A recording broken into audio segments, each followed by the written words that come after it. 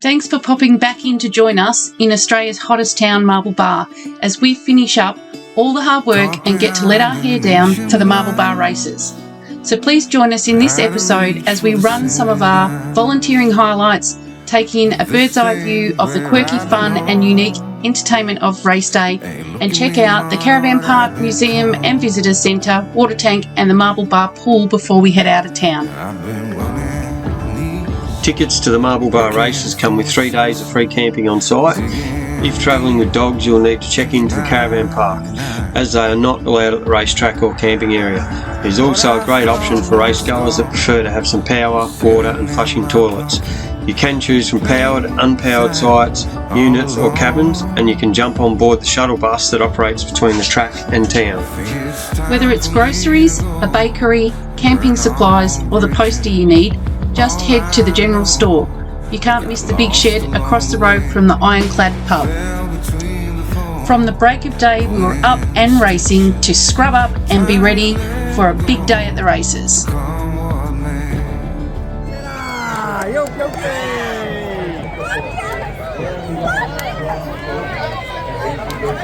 If you blush, but sign the papers just in case. If you blush, we'll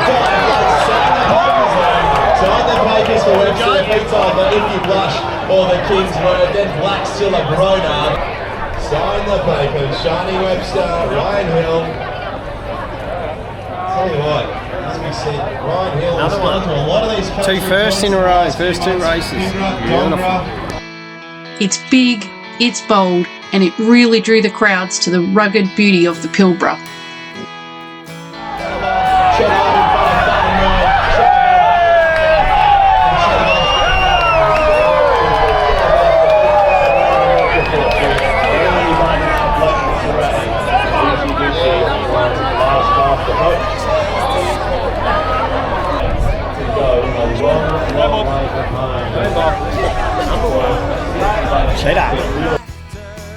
And the fashions on the field were popular and did not disappoint.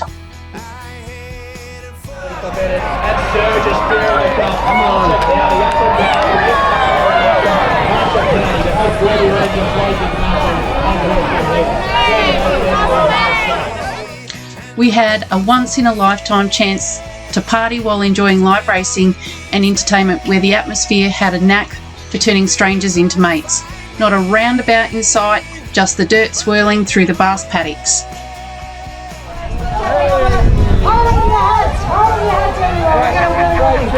Number 2, winning queen, Dean Cochamera and Jess Gray. Successful in the final race on. Are you supposed to be pulling ropes? Yeah, well, they've already got it. They beat us to it. Yeah, definitely.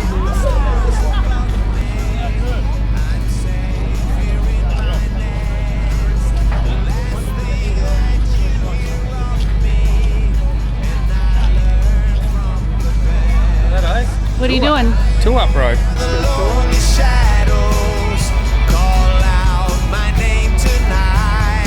We got from 6 races, we got 5 wins and a place from 6 races. Can't go wrong. Jode got the last win.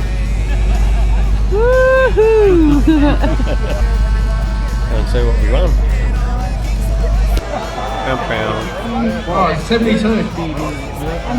No. First name is Lost. Run, Barry, run. Look at Barry. Come on, Barry. Barry's coming through the crowd. He's got the ticket above his head. Stumbled. He's fallen, but he's coming forward. He's thinking of that $1,600 knuckle. Thanks to Emma. No, it's not Barry at all. Some other bloke pretending to be Barry. Still need Barry. Where's Barry? And I'm going to cross-check your phone number. Come here, Barry. Are you single, Barry? Shame. Okay, fine. We had 2 brave volunteers who signed up for the Undie Buzz, over Run. to you.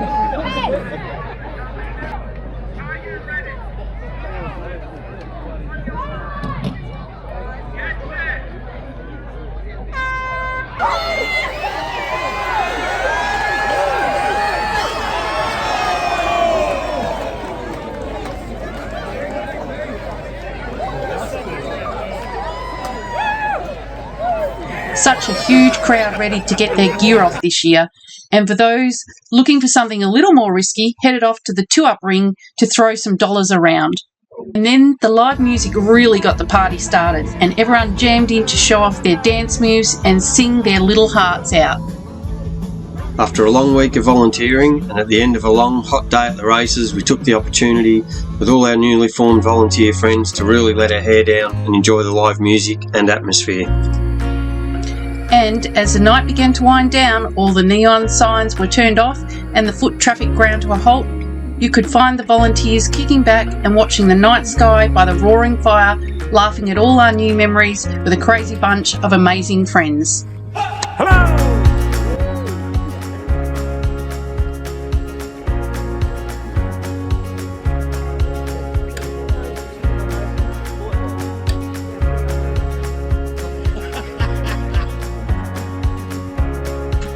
To mark the end of our volunteering stint at the 2025 Marble Bar Races, the organisers put on some nibbles and drinks, and someone found some sneaky fireworks.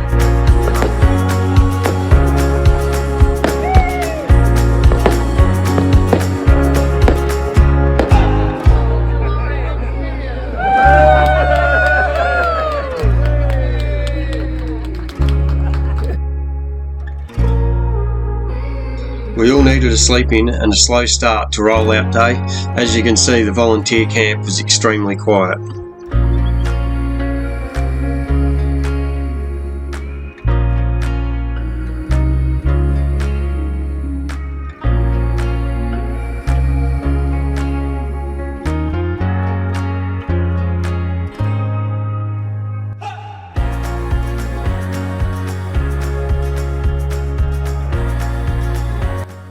If you are like us and have a fascination with historic buildings and the stories that hide behind their walls, then you will be more than impressed by the Marble Bar Museum and Visitors Centre, which couldn't be in a more amazing Federation stone building, with its eclectic collection of artefacts from mining, sheep farming and the annual races, and all the local businesses that patch together the character of the town. No visit to Marble Bar is complete without a climb up the hill to the water tank lookout. There is no other place where you can see such a breathtaking view of the Pilbara East landscape.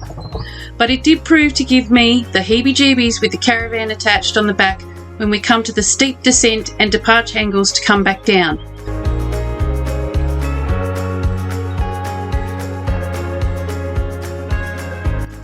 And finally, our last stop on the way out of town was one of the biggest draw cards to the town, and is the beautiful clear water at the Marble Bar pool.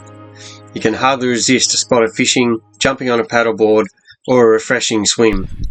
The doggos absolutely love the feeling of fresh grass underneath their toes after living in the Pilbara's notorious red dirt for so long, and the opportunity to have a little splash in the water.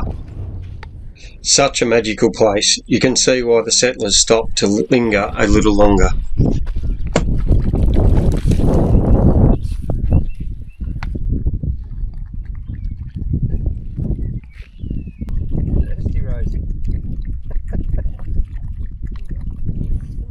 Probably why she was whining at us. Yeah, probably.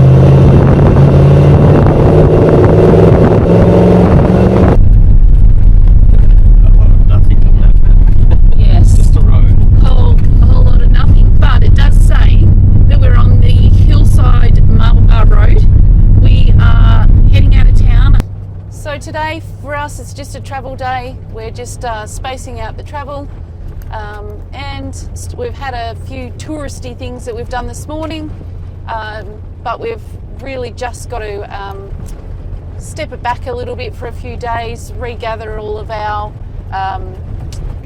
lists on what we have to do, what needs to be done, and sit down and answer some emails and do some admin. So we've got to bunker down for a few admin days and try and get on top of everything. Yep. I was going to say there's a heap of massive termite mounds out here. Yeah. When I get to another, just stop for this little patch, but once we get to another little patch of them, I'll pull up and show you the size of them. I'm 6 foot and I reckon they're about the size of me, and they're just everywhere through here, all out here. This one's... Okay, brakes are on. This one's not as big as some of the ones we've gone past, but I'll just run out quickly with the camera and show you.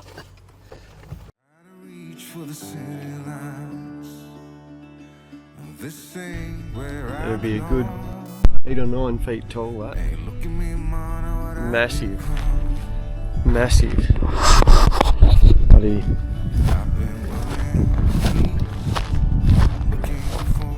The patrol's loving it. I've been putting a patrol through its paces, which you would have seen in the last couple episodes. It's loving it. Absolutely loving it. We definitely chose the right vehicle for this trip, that's for sure. It just eats everything we throw at it.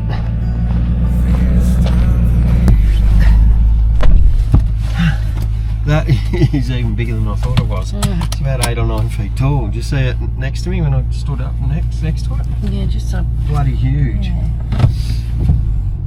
Yeah. Right, away I we think go. one of the little nuggets in the back seat dropped their guts. A little bit smelly in here. I think I'll just drop the back windows for a minute. Let's get back on the road and get to this roadhouse. Yeah, don't necessarily like all the dust, but we've got some preventative measures in place, so we've found ways and means of sealing the caravan bit by bit. Yeah. Still a little bit to seal up, but it's definitely getting better each time. Yeah, and we're still, not that I want to wish it upon myself, but we're still quite surprised that the amount of, well, the thousands of kilometres we've done off-grid outback here in Australia, that we're only seeing one goanna. We haven't seen any other snakes or lizards or and one camel. We haven't seen a single snake yet. No, I don't want to, but I thought we would have seen oh, one there yeah, for sure. trekking around through the scrub and Yeah. all the, when I did all that walk up through the hills at the Lena Gorge and Caravan Park. Yeah. Not a one, nowhere, Yeah. which was surprising. So stay tuned if you want to watch all of our adventures and potentially Jodie's Caravan of Doom, because what was Indiana Jones' Temple of Doom? Is that where his snakes were? It sounds like a good story. So we'll come back to you when we've got something exciting to show you.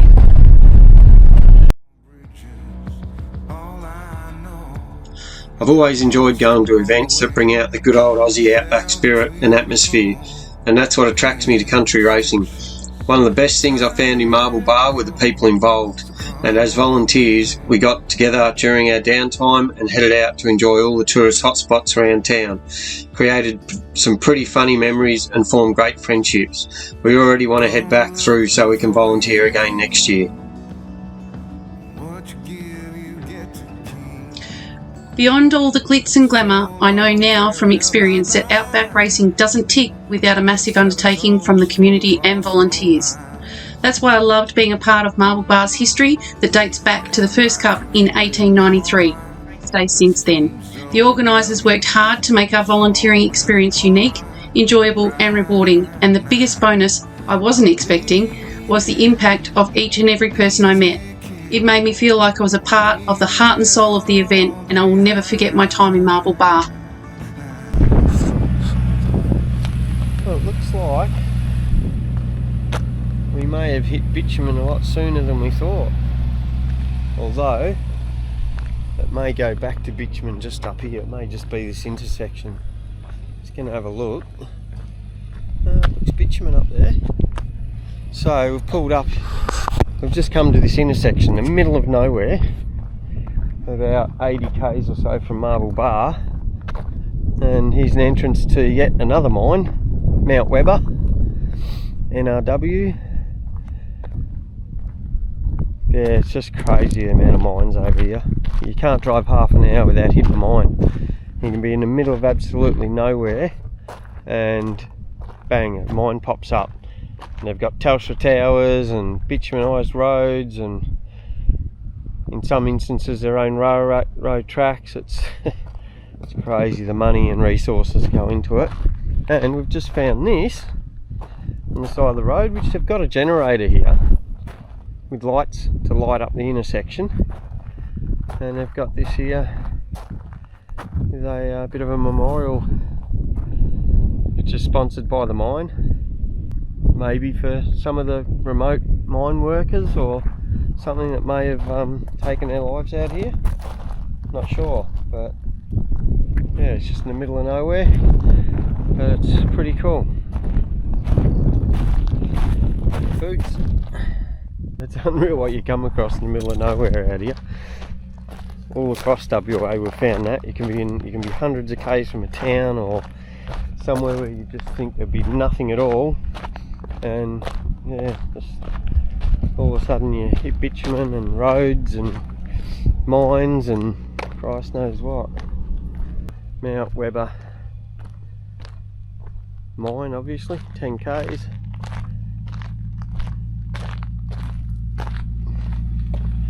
So much for the clean patrol that I had when I left Marble Bar this morning.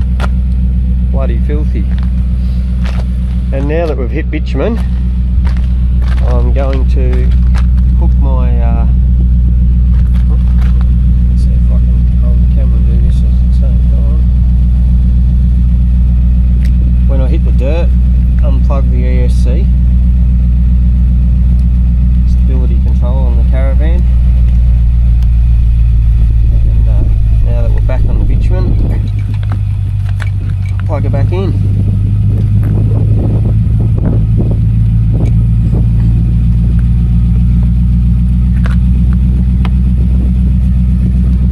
Cool.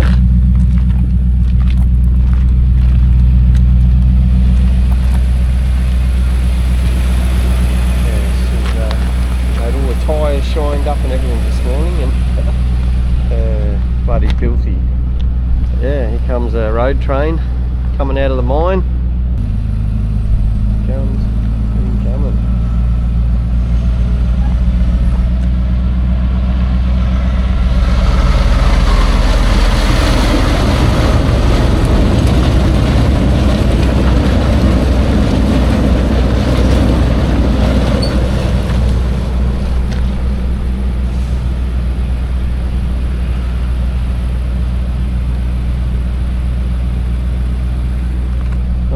Back on the road.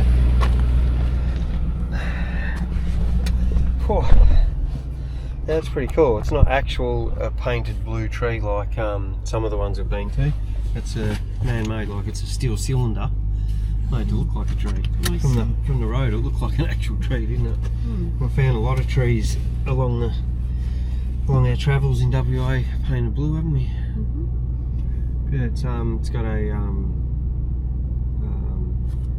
memorial type thing there as well, so it's probably for a few of the remote miners or something.